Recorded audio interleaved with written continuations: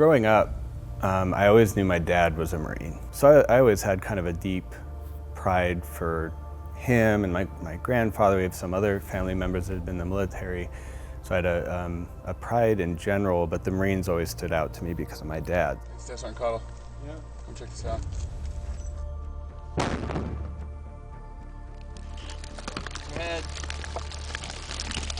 Once I was in the Marines, I saw all these different ways to really excel if you try hard enough and dedicate yourself and have discipline and set goals, etc.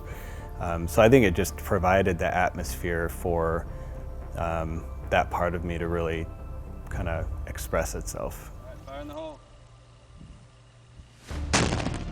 Yeah, so in the beginning of 2009, my team and I were put in Nauzad to be the ones chosen, the team chosen to cover that AO. That also came with massive pride. Pretty tough place. It was a bad place. Very high ops tempo, a lot of bad stuff happening too often. As soon as I was hit, everything was quiet, muted, and I'm kind of flying up through the air. Cottle! Oh God!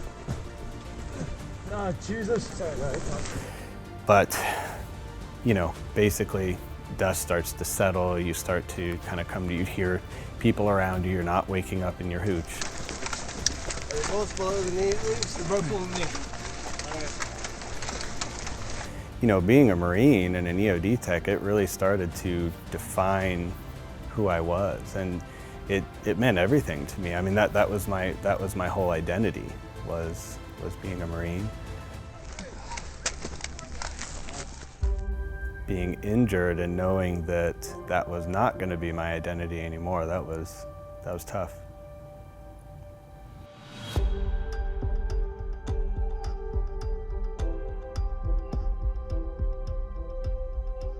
I think a lot of people go through when your life changes that drastically is, what's my view on people that use prosthetics or wheelchairs or whatever? Like, what's my own feeling? And is that impacting like my fear about how people view me? And especially when it came to girls, and again, that underlying fear is, is there anyone out there who is gonna want to be with me? Kelly has a way of, I think, putting people at ease. She certainly did with me. So when we met, I had a little moment in time where I just kind of felt like I was, I don't want to say not injured, but just it was almost like a momentary escape when I met her, to just feel like it wasn't part of that. She was just meeting me. If I didn't let her help me across the sandy beach to get to a spot, then we just wouldn't go. I realized very early on that was going to be very important. Everybody should have a person in their life that they feel safe to be vulnerable with, because that's how all of us grow. That's how we learn from each other. That's how I can know what he's dealing with and I can better support him. And if he chose the safe route of not exposing his weaknesses to me, I wouldn't know how to support him properly.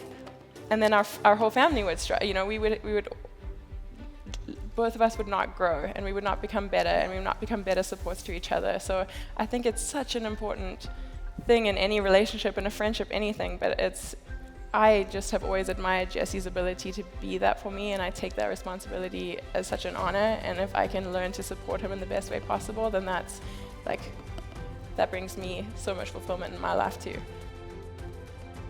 How do you surmount something that can seem insurmountable? And that can look like anything. It can be losing your legs and, losing your identity and somehow kind of carrying on and finding new meaning in your new path.